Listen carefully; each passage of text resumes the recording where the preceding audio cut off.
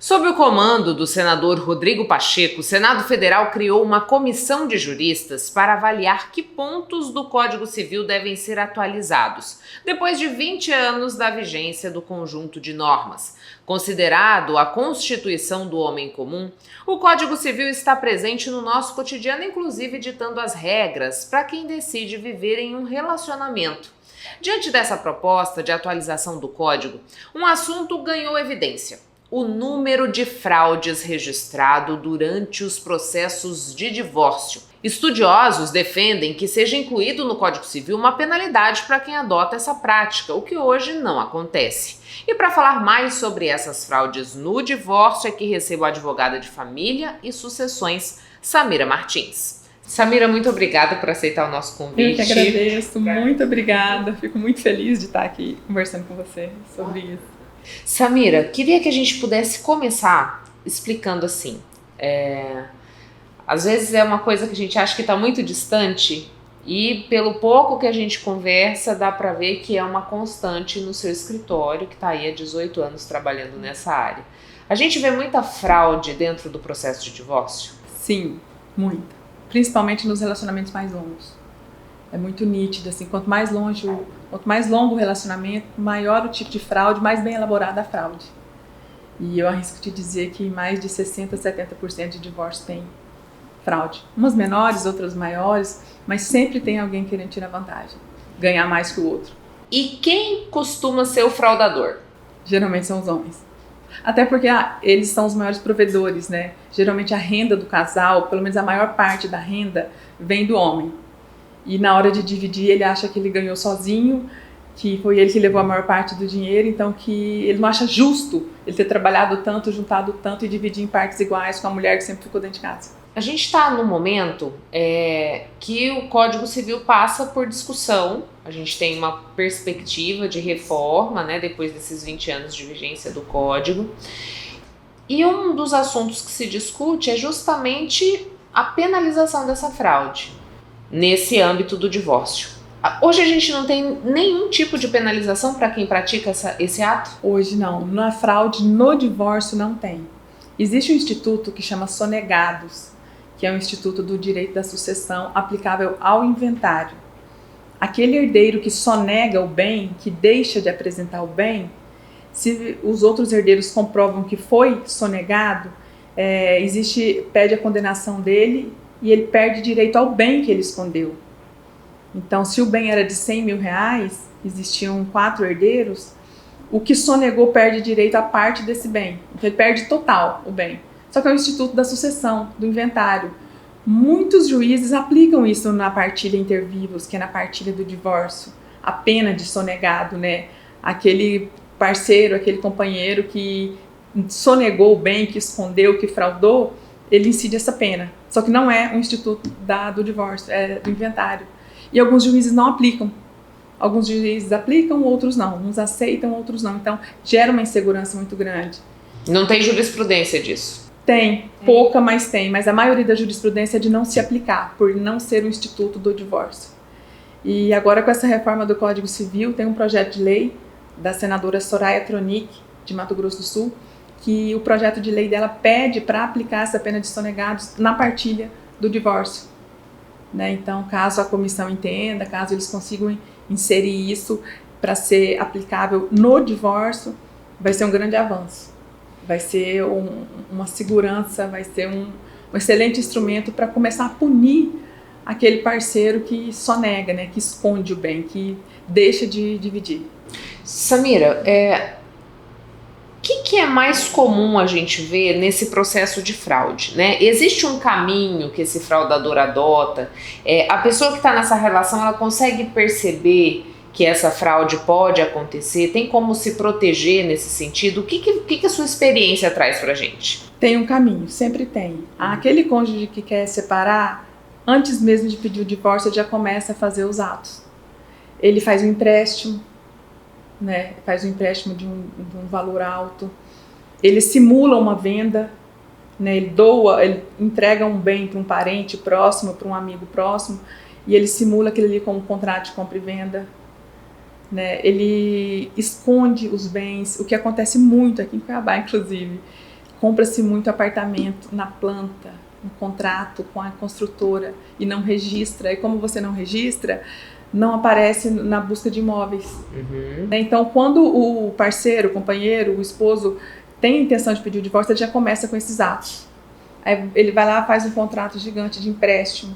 Aí quando protocola o divórcio, ele protocola esse contrato como empréstimo, como dívida. Né? E na verdade nunca existiu, ele nunca pegou esse dinheiro. Ou às vezes chegam a pegar, tá? Faz isso com um amigo, o amigo chega a transferir o dinheiro para ele, mas entra no divórcio como dívida. Né? E você divide o que sobra. Tem que pagar as dívidas, né? Então tem que assumir as parcelas das dívidas. Então esse penso que é um maior das fraudes. Essa simulação via contrato de empréstimo, contrato de mútuo, eu penso que esse seja um dos maiores. Quando acontece com os empresários, eles doam as cotas dele, né? Ele é um empresário, ele tem uma sociedade, são 2 sócios. Um mês antes, 15 dias antes, eu já vi doação de 2 dias antes ir no cartório doar. Né? Doa e passa a empresa para o nome de outro. Aí isso não entra na partilha? Não entra, doou, já não é mais dele. Né? E como que a pessoa pode se precaver nesse caso? Porque imagino que você provar a fraude é um caminho complicado, é mais difícil, né? Complicado, difícil, tortuoso, longo, caro. Porque você tem que provar a fraude, você tem que provar a simulação. Você tem que ir atrás de documento, nesse caso que pegou o empréstimo, você tem que comprovar que ele não precisava de pedir aquele dinheiro emprestado, que aquele dinheiro não entrou na conta, né, que aquele dinheiro pegado emprestado não foi para lugar nenhum. Só que para isso você precisa de uma quebra de sigilo bancário, você precisa de uma quebra de sigilo fiscal, né? Você precisa de uma série de atitudes que vêm do judiciário. E a gente sabe que o judiciário é moroso, que o judiciário tem muitos problemas, tem muitos processos, tudo. Então leva um tempo, o desgaste é grande e a maioria das pessoas começam a desistir no caminho. Até porque na maioria das vezes, como o fraudador, digamos assim, é o homem, a mulher não tem capacidade financeira para suportar o processo de divórcio.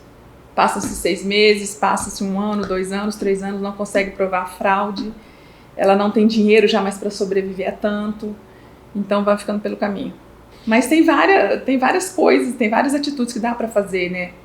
Você fica de olho, porque a administração da família, dos bens, é dos dois. Né? Você tem direito de saber o quanto que ele está ganhando, o quanto que está entrando, o quanto que está saindo, o que é dívida do casal, o que é dívida só dele. Um dos também que a gente vê muita fraude, a pessoa ser fiador. Né? Ela é fiadora do pai, fiadora da mãe, fiadora do irmão, aí o irmão deixa de pagar a conta, paga-se com os bens particulares. E assim vai se esvaindo o patrimônio. Mas eu arrisco te dizer que 70% dos divórcios existe fraude. E me diz uma coisa, Samira, porque assim, a gente está falando aqui num momento de que a pessoa está escondendo um bem, digamos assim, para não entrar nessa partilha. Mas a gente pode ter uma fraude também no momento de partilha da seguinte forma. Os bens que são rentáveis vão para o marido, aqueles bens que geram apenas custo, que são onerosos, vão para a mulher. Isso. Por exemplo, essa falta de equilíbrio também nessa divisão, ela pode ser considerada fraude? Nesse caso, se for de comum acordo, é uma fraude contra terceiros, né? Se os 2 cônjuges fazem isso dolosamente, planejado, pensado, né? Escolhem isso, é uma fraude contra terceiros, né? Eles estão fraudando execuções contra eles estão fraudando pessoas, e não é uma fraude entre o casal. Entendi. Mas também pode existir, porque como na maioria das vezes um companheiro ou outro, no caso, a maioria das vezes a mulher não tem noção de como a empresa está andando, né, ela acaba ficando com aquela empresa que não dá lucro, aquela empresa que está com dificuldade financeira, e ele fica com a que está rendendo mais. Nesse processo a gente também tem fraudes no que diz respeito aos credores. O casal está ali numa situação complicada, simula um divórcio para poder não pagar ou preservar uma parte desses bens no que diz respeito a estar devendo na praça. Como é que funciona isso? Existe, a gente chama de fraude a credores, né? Eles se divorciam no papel e deixam os bens sadios, os bens que estão rendendo no nome de uma pessoa, e os bens que não estão no nome de outro. É para o credor daquele que está devendo não alcançar os bens de quem já está devendo, né? Isso existe muito. O divórcio que eles fazem só no papel, mas continua. Aí cabe aos credores provar a simulação, né? Provar a fraude, pedir a anulação desse divórcio, pedir a restituição dos bens, ir para cima. Acontece muito. E nesse caso também não tem penalização? Depende. Se você consegue comprovar o dolo, a má-fé e anula o ato é nulo. Os bens voltam todos, né? E tem um artigo do Código de Processo Civil que ele te dá o direito de pedir uma certidão. Toda vez que você protocola uma execução contra alguém, você pede para o juiz uma certidão que aquela execução existe. E essa execução você averba na matrícula de todos os imóveis, para te garantir contra terceiro de boa-fé. Né? Então, assim, a pessoa que vai comprar um bem daquele cara sabe que ele tem a execução. Existe um risco ali. Então, quem compra com risco. Né? Entendi. Mas é o que mais tem, essa fraude contra credores, contra salvar. Porque ali você salva pelo menos a metade do patrimônio, né? Se não consegue salvar tudo, uma parte está garantida. E a holding familiar, Samira? A holding, ela também tem essa possibilidade de fraude? Tem. E acontece muito. O que acontece? A holding compensa para poucas pessoas. Não é porque eu não faço que eu não concordo, mas é um instrumento complexo, muito grande, composto de muitas pessoas jurídicas. Né? Se você for pôr na ponta da caneta, você transfere o bem da pessoa física para a holding, aí você paga todos esses impostos de venda, de transmissão, de doação, depois você paga para separar as cotas, tudo. O que acontece muito com a fraude na holding? A família vai se separar. Não, vamos fazer uma holding, pôr tudo dentro da holding, a holding de todo mundo. Né? Mas quem sempre administrou os bens, na maioria das vezes, é o marido. Faz-se a holding, estabelece as cotas, tudo certinho, e todos passam uma procuração para o marido continuar administrando. E com esses poderes de administração, ele pode, inclusive, vender.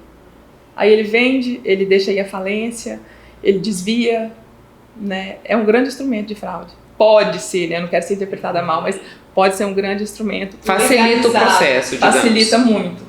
Porque como ele sempre administrou, você tem as cotas lá, mas você passou uma procuração para alguém administrar com total liberdade. O que você consegue fazer isso aí? Quem passar a procuração, que não dê poderes para a pessoa que está administrando vender, não dê poderes para garantir dívida, não dê, né, poderes limitados. Ou então que essas decisões sejam tomadas de comum acordo entre todos os sócios da holding. Então o problema não é a holding, o problema é essa procuração que dá poderes para uma única pessoa decidir todos os atos. É a forma como ela está sendo gerida, né? A forma como ela está sendo gerida. É a forma como você passa poder para o administrador. Porque se fica estabelecido na holding que as decisões de venda, de dar o bem em garantia, é uma decisão de todos, né, de todos os sócios da holding, aí você tem participação. Você tem ali a possibilidade, aí, a chance de se negar a dar um bem em garantia, de se negar a vender a empresa, de se negar a fazer um empréstimo na holding. A gente está falando, em tese, do casamento e a união estável. Como que fica isso? Porque, assim, as discussões que eu venho presenciando colocam a união estável como se fosse um casamento de segunda categoria, digamos assim, que deixa quem está envolvido numa insegurança jurídica. Total. E como que fica nesse processo da união? Fica ainda mais fácil ter a fraude aqui? Nesse caso não chega, não sei se é mais difícil configurar a fraude, porque a união estável ela é comparada ao casamento, ela não é igualada, é uma comparação. Né? E você pode ter várias uniões estáveis ao mesmo tempo.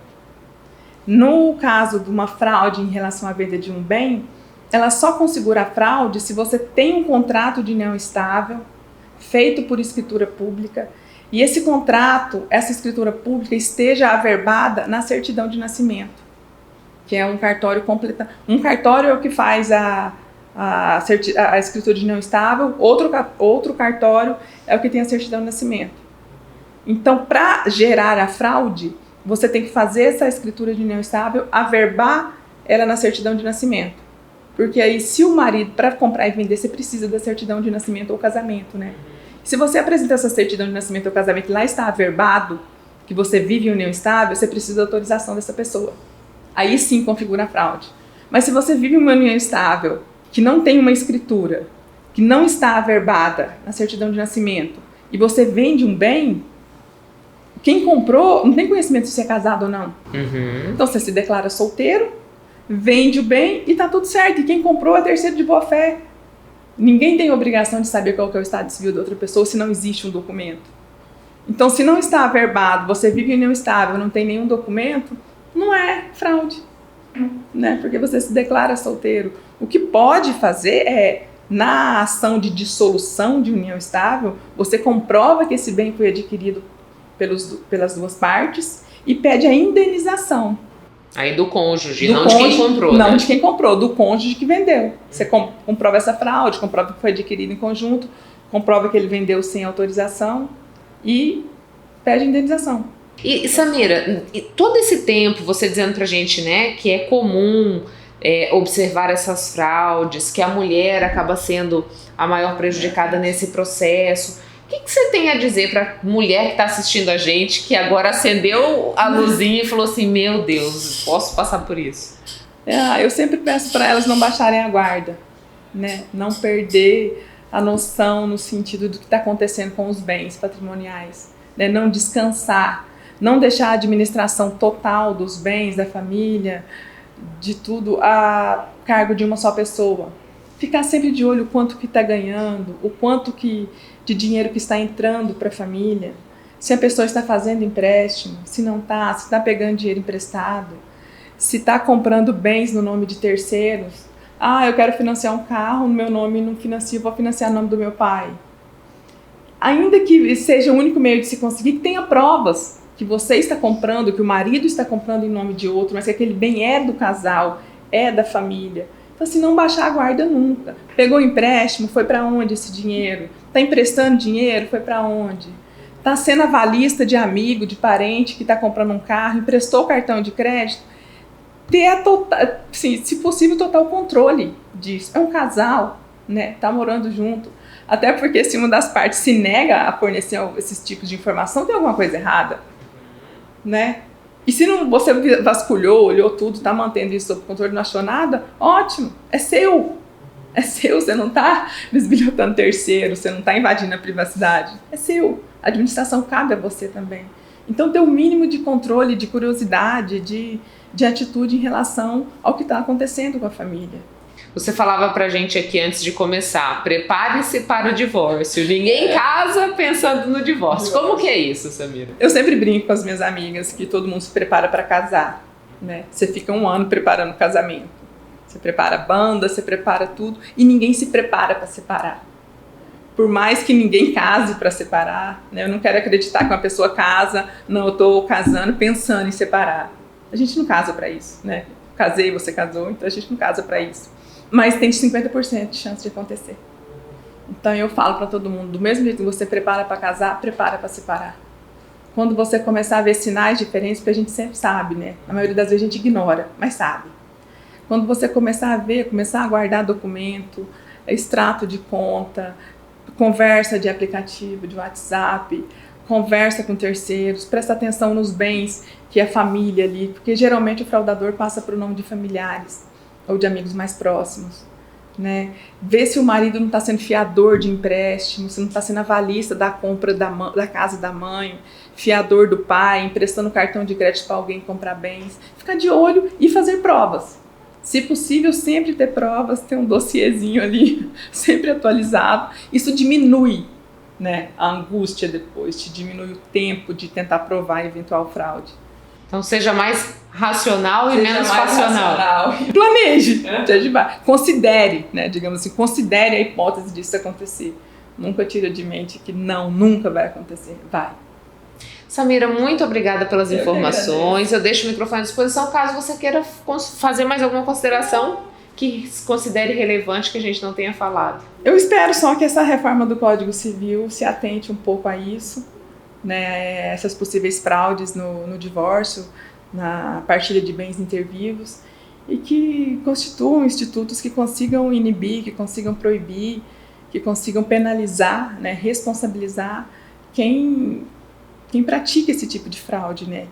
Então eu espero que que venha por aí alguma coisa que ajude a diminuir, pelo menos, né? Não tenho a ilusão de acabar, mas de diminuir, de responsabilizar, de penalizar. Talvez por esses caminhos a gente veja diminuindo as chances, as hipóteses de fraudes. Obrigada.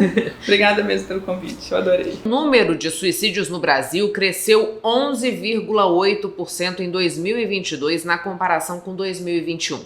A estatística faz parte do Anuário Brasileiro de Segurança Pública, do Fórum Brasileiro de Segurança, divulgado em julho deste ano. Em média, o país registrou 44 suicídios por dia no ano passado, somando 16.262 casos.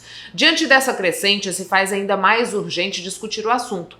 E o Setembro Amarelo tem essa função. Por isso, hoje, o Papo recebe a psicanalista e analista de data, a Kalian Paes de Barros. Kalian, muito obrigada por aceitar o nosso convite para que a gente pudesse usar esse espaço no mês de setembro para falar sobre prevenção ao suicídio.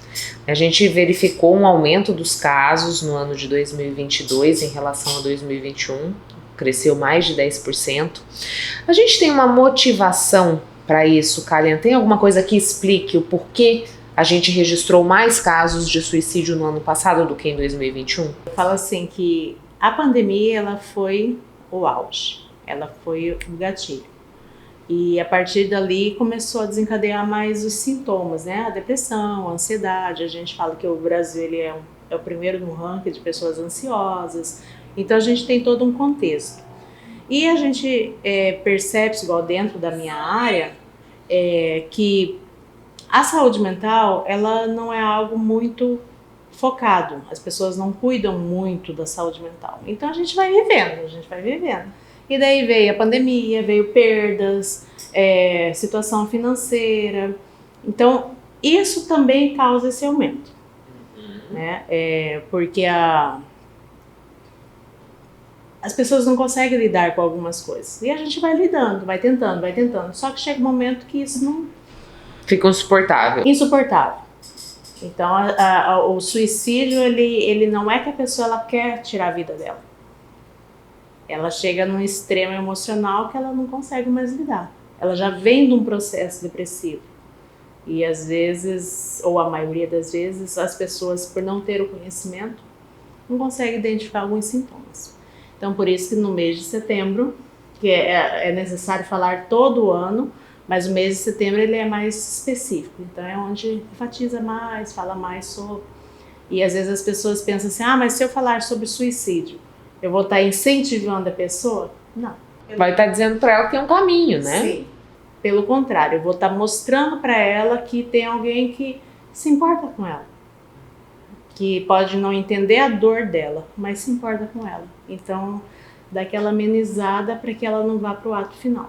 Isso que eu queria te perguntar, Kalian, acaba que é um tabu, né? A gente fica assim, o que eu faço? Será que eu posso fazer alguma coisa? Será que de alguma maneira eu poderia, ou quem está no entorno de uma pessoa que deu fim à vida, né? Que executou esse suicídio, assim, como eu não percebi? Será que eu podia ter feito alguma coisa? Como que a gente deve proceder, né? É possível que a partir da minha atitude, alguém que está com essa ideação suicida, alguém que está nessa tentativa de suicídio, ela recue, não vá para esse caminho extremo? Sim. Porque assim, quando a pessoa ela chega nesse extremo, que é um extremo emocional, é onde a pessoa ela perde o sentido da vida. Ela perde a cor da vida, é que ela tá tudo cinza. Então, quais são um dos sintomas, os sinais? Ela vai deixando de fazer aquilo que ela gosta, mas parece que é normal. Por exemplo, uma pessoa que gostava de jogar bola, vai dando espaçamento, daí a pouco já não vai mais, mas tá tudo bem aparentemente. Então, quando a gente fala em depressão, porque o suicídio ele vem de uma depressão. Então, a gente supõe que a depressão seja só aquela pessoa isolada, triste, que tá ali naquele mundinho, que não quer mais saber de... Não. A pessoa, pelo contrário, ela vai tentando viver também. Né? Existem casos e casos. Então, ela demonstra sinais como afastamento social, vontade de fazer aquilo que ela gosta.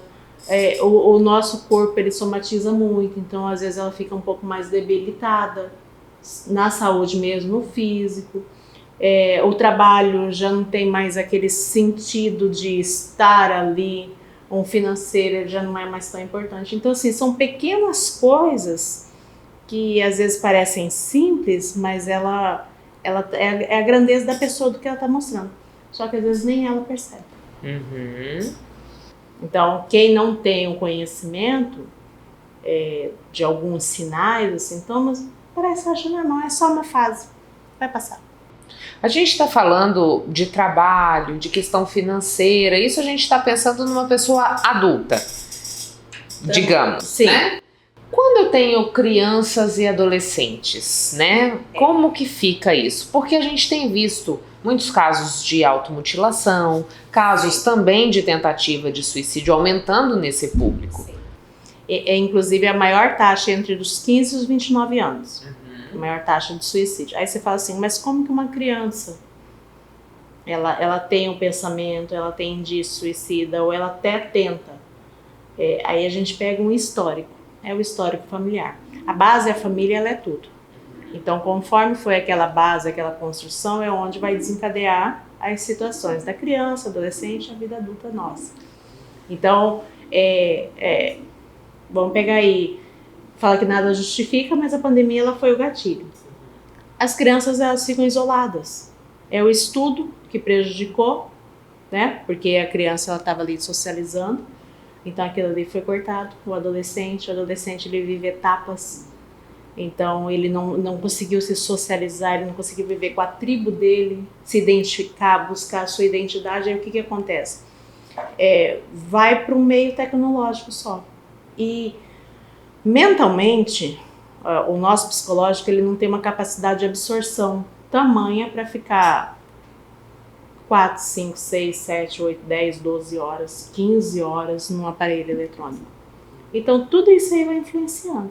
Então eu prefiro ficar num aparelho eletrônico, num computador jogando, do que estar com outros colegas. Então quer dizer, é o isolamento.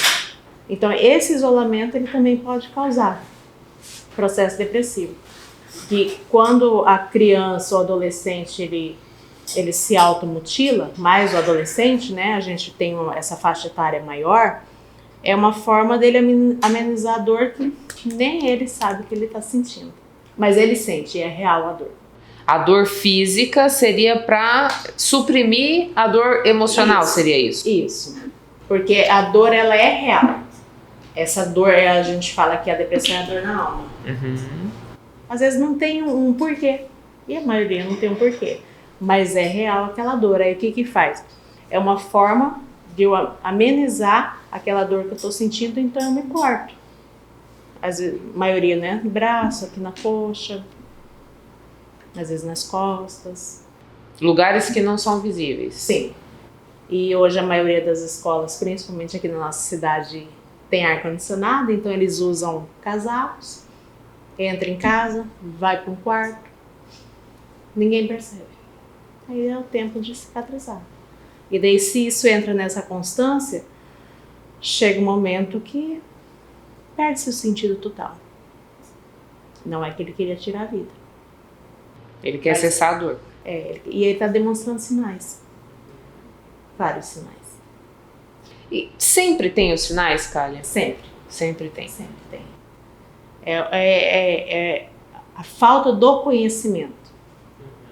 Que hoje está muito mais falado do que há 5 anos atrás, vamos colocar assim, há 3 anos atrás, antes da pandemia. Então a pandemia ela tem o lado bom. Antes não falava disso. Então eu falei, se eu falasse sobre suicídio, sobre depressão, nossa, isso era totalmente, né, inapropriado. Hoje, por essa facilidade um pouquinho maior e a tecnologia também que nos ajuda, então é mais fácil você ter um pouco mais de conhecimento para você conseguir identificar algum sinal. E sempre tem. Porque assim, a gente está falando de como a gente percebe, como a gente pode fazer uma intervenção para evitar esse desfecho trágico. Em ocorrendo esse desfecho, né, a gente tendo o suicídio, como fica a família? Essa família ela também vai precisar de suporte, né? Como que funciona isso? Sim, a família geralmente se culpa. A maioria. Porque não consegue identificar. Mas não é porque ela não quis, é porque realmente não tinha conhecimento. A gente vê muito falar sobre depressão é frescura, é falta de Deus. Você não tem o que fazer, vai preencher a sua cabeça, vai buscar. Não é uma doença na alma, é uma doença que precisa ser tratada. Assim como uma pneumonia, assim como um câncer, assim como qualquer doença. Então ela precisa ser tratada. E se eu trago só essas outras formas de suprir, e aquilo ali não traz o significado, ou a não perda, né, da vida, a família ela vai se culpar. Por que eu não fiz isso? Por que eu não prestei atenção? Sempre mostrou, sempre falou, sempre criou às vezes um pouquinho de carinho, um pouquinho de atenção, sabe aquela, só me ouve, 5 minutinhos. Então quando isso não acontece, a tendência é a família se culpar. Aí o que é feito? É tratar a perda, que é o luto que a gente fala, né? Viver o processo do luto, é até chegar no momento da aceitação, que ela entender que aquilo ali aconteceu, não tem mais o que fazer, e ela precisa dar uma sequência na vida dela. Só que é um processo bastante difícil, mas é necessário. Carlinha, analisando todo esse contexto, você disse pra gente, a pandemia potencializou essa questão do aumento, né, do número de suicídio, mas também nos trouxe essa necessidade de atenção à saúde mental. Sim. Hoje, se a gente pensar num contexto de políticas públicas, de ações afirmativas, o que está faltando para a gente ser mais eficaz nesse processo? Falar sobre.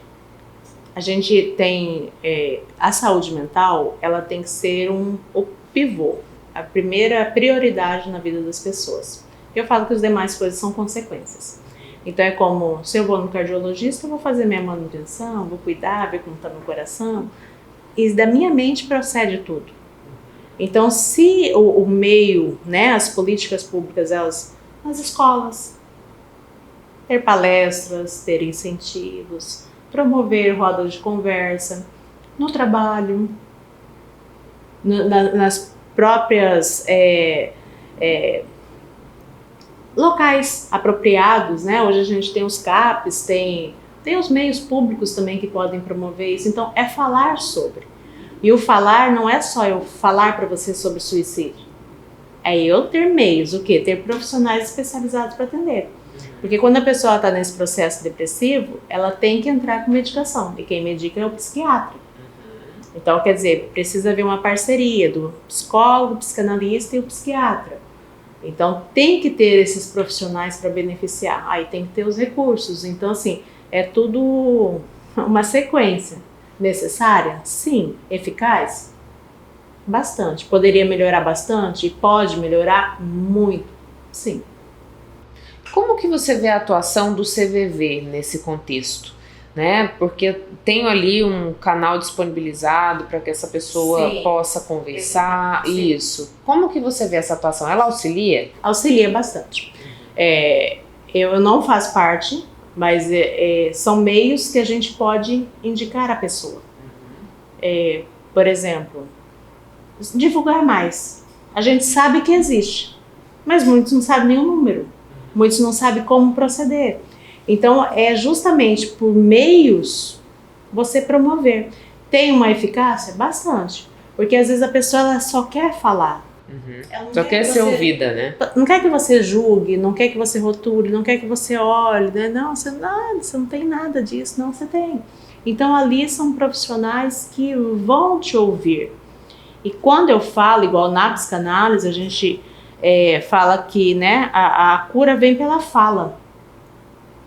Então, quando eu falo, quando eu externizo aquilo que está aqui dentro, que eu não consigo identificar, mas eu começo a falar, então aquilo ali me traz um alívio. Então, se eu ligo para alguém que eu sei que não sabe nem quem eu sou, e eu estou ligando, falando ali o que eu estou sentindo, então aquilo ali realmente ele pode prevenir e ajudar bastante. Muitas pessoas, eu já tive casos, né, de atendimento que pessoas eles conseguiram equilibrar um pouquinho ali naquele momento final de um ato provável. Numa crise que ia culminar nisso? Numa ligação. Então, tem os meios, eles precisam ser falados. Eu até coloco, é preciso falar sobre. E não é só o mês de setembro, é preciso falar. O tempo todo. O tempo todo. Kália, e a família, né? Porque você disse assim pra gente, a família é a base. Sim. Se essa criança, esse adolescente chega num ponto desse é porque veio de uma situação familiar. Se eu não consigo perceber também a família que não está muito bem sintonizada com aquela pessoa, digamos assim, o que as famílias devem fazer, né? Que tipo de ações eu posso adotar no meu cotidiano que me ajudam a, por exemplo, perceber que algo não está certo, que alguma coisa pode sair do controle e para tentar fazer uma intervenção no sentido de preservar essa vida? Desde a criança, o adolescente, eles têm um processo diferente do adulto de entendimento. Então, quando eu coloco para a criança que ela vai fazer suas coisas, você não tem tarefa, eu coloco obrigações naquilo que não é uma capacidade mental dela. Não é porque ela não sabe, ela não entende. Então, se a família promover momentos, pequenos momentos, um exemplo, pegar o filho e sair andar de bicicleta e deixar um aparelho eletrônico, não estar com o filho ali, sentar, assistir um desenho, o adolescente fazer um programa que ele gosta, sair, tomar um sorvete, andar no shopping, mas aquele momento assim, pequenos momentos simples que promovem um bem-estar na criança, no adolescente e no adulto também. Então aquilo ali o quê? Quando tem esse bem-estar, eu libero hormônios, aquilo ali me gera um prazer, uma satisfação. A tendência é que se eu estou num processo depressivo, vai me trazer um alívio. Então, são pequenas atitudes que a família, né, o convívio social, nas empresas, promover momentos, sabe, de comunhão, de confraternização, são mínimos. Eu falo que assim, a criança precisa de 2-3 minutos. O adolescente um pouquinho mais, mas é aquele foco de atenção. Seria o tempo de qualidade. Não é o tempo de quantidade, é o tempo de qualidade. Não importa a quantidade, importa aquilo que você dedicou. Então isso faz com que a gente tenha consequências mais saudáveis. Então aquele processo que às vezes ele poderia acontecer por circunstâncias, né, que a gente traz da vida e é natural, não tem como isentar disso, mas é como se aquilo ali trouxesse um renovo. Então isso em qualquer marido, mulher, pais e filhos, irmãos, então são momentos que a gente promove e esses momentos eles são bastante eficazes e muito eficazes. Kália, gostaria de agradecer a sua presença aqui no papo e deixar o microfone à disposição caso você queira destacar mais alguma informação dentro desse mês do Setembro Amarelo, esse momento que a gente amplia essas discussões, né? Faz esse alerta, então fica à disposição. Então, muito obrigada, eu que agradeço por estar aqui. E eu convido você a cuidar da sua saúde mental. Eu falo que a nossa saúde mental é primordial. Então, se eu estou bem com o meu emocional, eu não estou isenta. Mas eu consigo lidar melhor, eu consigo reagir melhor. E esse mês de setembro, agora a gente tem o projeto Setembro Amarelo. Então, ele é um custo reduzido. Você que gostaria de cuidar, fazer esse acompanhamento, cuidar de você, se priorizar, se valorizar, entre em contato conosco. Cuiabá vai sediar nos dias 28, 29 e 30 de setembro, na Arena Pantanal, o Festival Vambora, que chega à sua terceira edição tendo como atração principal o multiartista criolo. O movimento Vambora é uma associação sem fins lucrativos de artistas que se uniram durante a pandemia da Covid-19 para sobreviver e atualmente estão fomentando a cultura mato-grossense em diversos segmentos, seja na dança, na música, nas artes cênicas ou até mesmo no grafite. O Festival Vambora, que está em sua terceira edição, é fruto do trabalho desse movimento e a Silvana Córdova, que é a atual presidente da associação, nos dá detalhes sobre esse evento que promete colocar Mato Grosso no cenário nacional de festivais. É como se fosse uma celebração, sabe? Um encontro onde a gente falasse agora nós vamos comemorar e mostrar para o público o que a gente produz, né? Porque assim, a gente tem ao longo do ano várias atividades, sejam elas capacitações, apresentações, batalhas de rima, que a gente trabalha muito no setor periférico. Então, assim, vamos dizer que de janeiro a agosto a gente vai fazendo esses projetos da cultura popular, das artes cênicas, do grafite. E aí a gente decidiu que a gente queria, de uma certa forma, mostrar tudo o que a gente estava fazendo num determinado dia ou num determinado período. E aí a gente falou, vamos fazer um festival. Na época, o primeiro festival foi menor, foi uma edição que aconteceu de forma descentralizada em bairros, onde a gente levou o grafite, a dança de rua, as culturas urbanas, a cultura popular, para dizer para a população o que a gente estava produzindo ao longo do ano, né, para mostrar mesmo para o público essa produção. Então virou um dia assim, aí começou com um dia, né, foram 4 horas de evento, a primeira edição, aí a segunda edição nós já fizemos quase praticamente 15 dias, assim, foram dias descentralizados. E aí a gente começou a fazer também algumas consultorias e no meio do caminho veio a Abrafim, que é a Associação Brasileira de Festivais. A gente começou a conversar com a Abrafim porque nós queríamos que os nossos artistas cantassem ou fizessem suas exposições não só no Mato Grosso, né? Porque a gente queria que eles fossem vistos de forma nacional e também tivessem a oportunidade de estar circulando entre outros festivais. Aí o papel importante da Abrafim, né? E aí a Abrafim falou assim, então vocês precisam fazer um festival de grande porte, né? Um festival de grande edição e trazer, vamos dizer assim, produtores e organizadores de festivais de fora.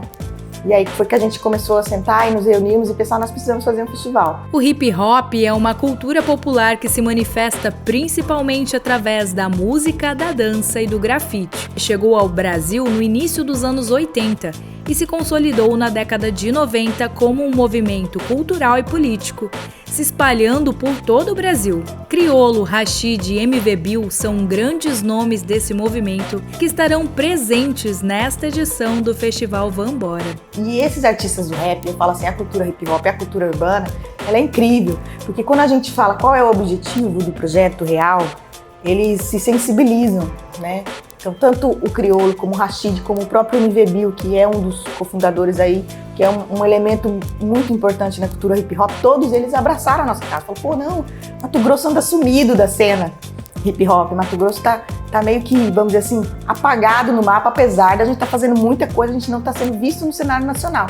Então, todos eles, vamos dizer assim, praticamente falaram, não, vamos junto. E aí veio essa ideia da gente fazer o festival. O festival agrega diversas linguagens artísticas, fortalecendo a produção cultural no estado. E além disso, o Vambora também terá caráter formativo, com série de capacitações, painéis e oficinas gratuitas, que serão ministradas por profissionais renomados sobre gestão de carreira, alinhamento de sistemas, produção de eventos e festivais.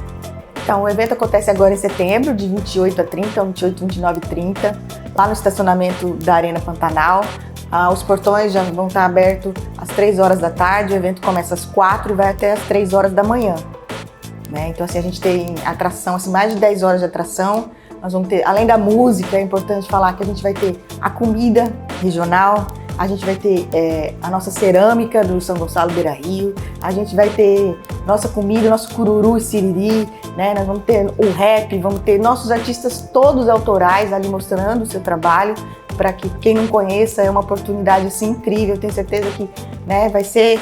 A gente quer oferecer experiência, né? Assim como tem muita gente que fala, eu quero ir no Rock in Rio, quero ir no Lollapalooza, quero ir no Coma, quero ir no João Rock, é um festival que vem para oferecer experiência para quem está aqui e para o público, né, que vem de outros estados. Eu quero sempre reforçar a importância do festival, reforçando a importância da gente ter orgulho da nossa cultura mato-grossense, né? Porque eu falo muito assim, as pessoas elas ainda têm um pouco de receio, de vergonha, de falar assim, de ter vergonha mesmo da nossa cultura, de ter vergonha do nosso cururu, do nosso asqueado, do nosso lambadão, e admiração pelo que vem de fora, pelo Rio, São Paulo. Então, assim, a gente precisa ter muito orgulho de pertencer, do que a gente constrói, do que a gente tem aqui. Nós temos artistas fantásticos, né? Mormar Severino, Carola, Fatiano. Então, assim, tem a galera que está transformando a cena. Então, assim, queria reforçar que nós estamos trazendo, né, produtores de fora.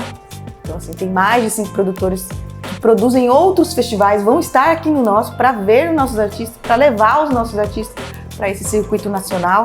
E assim, já mandamos alguns materiais e os produtores estão admirados. Então, se a galera de fora admira o nosso trabalho, cabe a nós também admirar e valorizar os nossos artistas, né? Vamos dizer assim, dar. Então, eu queria reforçar para a galera aí estar presente no festival, conhecer cada artista, valorizar e ter orgulho, gente, de ter essa cultura mato-grossense, porque o cururu e siriri é lindo, o rasqueado é lindo, né? Nossos artistas autorais são assim incríveis. O processo de assumir o cabelo natural e adotar a transição capilar passa pelo desafio de aprender a lidar com esse novo visual. Afinal, quem não sonha em acordar maravilhosa e pronta para trabalhar, estudar ou passear? Foi pensando nesse desafio que a visagista, especialista em cachos, Carol Bispo, criou o método Cabelo do Dia Seguinte. Vamos conhecer? Carol Bispo é visagista e profissional da beleza há 23 anos.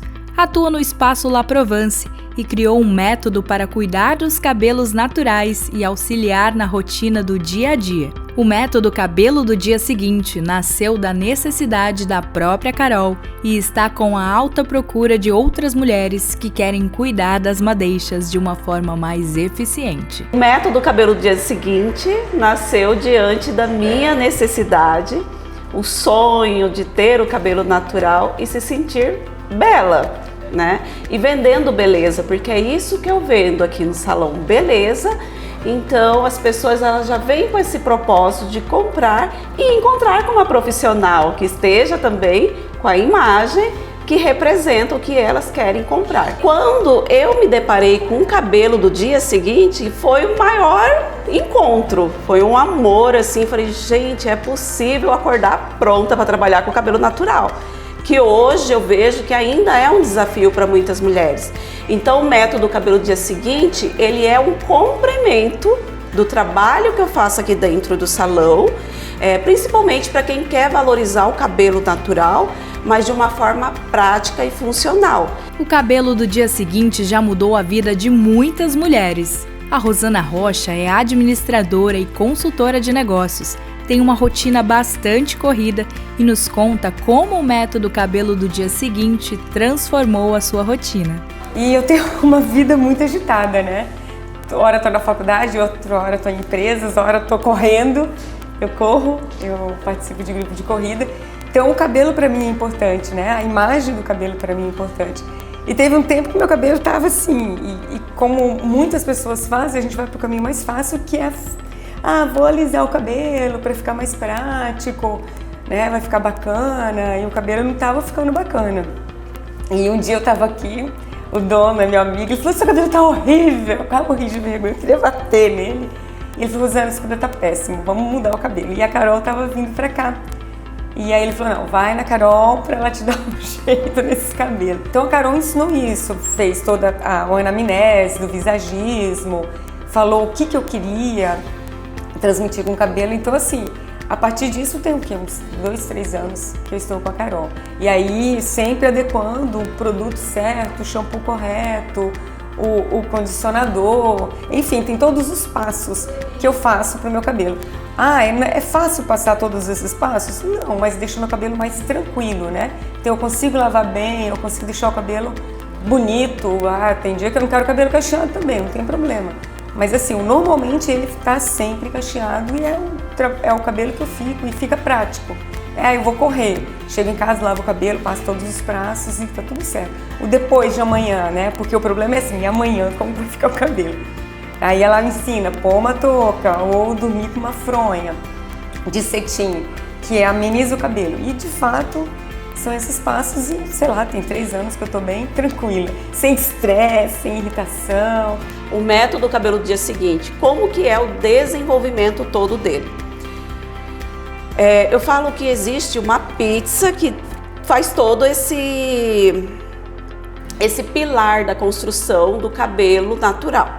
70%, quem que comanda esse cabelo? É o corte. 30% dentro dessa pizza aí da proporção é o quê?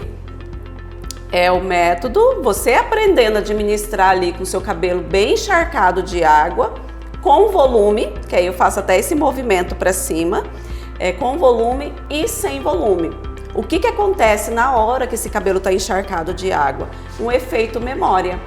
Então, tudo que eu administro naquele momento que o cabelo está encharcado de água, ele guarda essa memória e depois de seco, tá aqui o resultado. Para saber mais informações sobre o método cabelo do dia seguinte, você pode procurar a Carol Bispo no Instagram, @carolbispovisagismo, ou no Espaço La Provence, em Cuiabá. Dia 25 agora de setembro, aqui no Espaço, nós vamos ter um workshop que vamos trabalhar o método cabelo dia seguinte. Então nós vamos trazer esse conhecimento de uma forma prática e com valor acessível para que essas pessoas possam se desfrutar da sua imagem, da sua identidade, que é algo natural. O Papo com Ela chegou ao fim, eu agradeço a você que ficou comigo até este momento e aproveito para fazer um convite. Siga o Papo com Ela no Instagram, no Facebook e se inscreva no nosso canal no YouTube. Lembrando que você pode sempre nos ajudar a fazer o programa dizendo o que você gostaria de ver aqui, seja nas entrevistas ou nas reportagens. Tenha uma excelente semana, a gente volta domingo que vem a partir das 9 da noite aqui na TV Cidade Verde. Eu espero você. Um beijo e até lá!